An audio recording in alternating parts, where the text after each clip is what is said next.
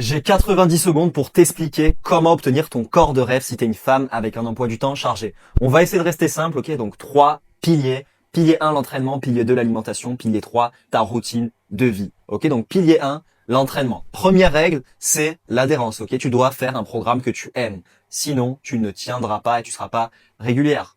Donc voilà, choisis les exercices que tu aimes. Maintenant, pour optimiser le développement de tes fessiers, tu dois faire entre 10 à 20 séries par semaine proche de l'échec musculaire et idéalement, ces séries, tu veux les répartir sur 2 à 3 séances différentes. Maintenant, au niveau du choix des exercices, fais en sorte d'avoir plus de polyarticulaires que d'exercices d'isolation. Donc, dans les polyarticulaires, pour les fessiers, tu as par exemple le hip thrust, les fentes bulgares, la presse, le RDL, le squat, ok, les step-up.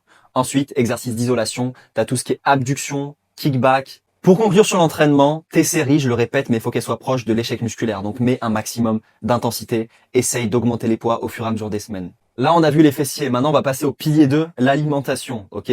Si t'es pas satisfaite de ton ventre, la principale raison, c'est pas un manque de muscle, mais c'est ton taux de masse grasse. Ok? Donc, on va aller le perdre. Et pour faire ça, il faut que tu crées un léger déficit calorique. C'est-à-dire, tu dois brûler plus de calories au quotidien que ce que tu en manges. Donc, tout simplement, tu vas taper calculer son métabolisme sur Internet, tu vas mettre ta taille, ton poids, ton niveau d'activité. Tu vas avoir le total estimé qui va te permettre de perdre du gras. Tu testes ce total sur plusieurs jours. Tant que tu perds du poids, tu restes à ce total. Dès que tu stagnes pendant plusieurs jours d'affilée, tu vas enlever 200 calories, ok? Tu vas descendre comme ça petit à petit jusqu'à ce que tu es satisfaite de ton taux de masse grasse. Une fois que c'est bon, tu vas tout simplement remonter tes calories petit à petit, 200 par 200, et là tu vas voir que tu vas continuer à perdre du gras, ok? Et tu vas monter au total calorique le plus haut possible, qui te permet de maintenir ton poids et ton ventre plat. Donc voilà, pour l'alimentation, tu peux manger absolument tout ce que tu veux, ok? Tant que ça correspond à ton total calorique qui te permet d'être en déficit et donc de perdre du gras. Et également, fais en sorte d'avoir un beau taux de protéines, donc entre 1,6 et 2 grammes par kilo de poids de corps, ok? Pour faire en sorte que tu puisses quand même te muscler en même temps de ta perte de gras.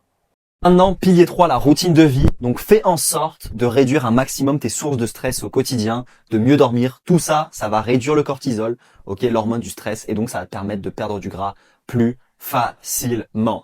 Ensuite, fais en sorte de marcher entre 7 à 10 000 pas par jour au grand minimum. Ça va te permettre de pouvoir manger plus que si tu marchais 2000 pas par jour. Et donc, ça va te permettre justement d'avoir de la flexibilité niveau alimentation, de pouvoir tenir ta diète, de pas être obligé à faire un régime hyper strict pour atteindre ce ventre plat.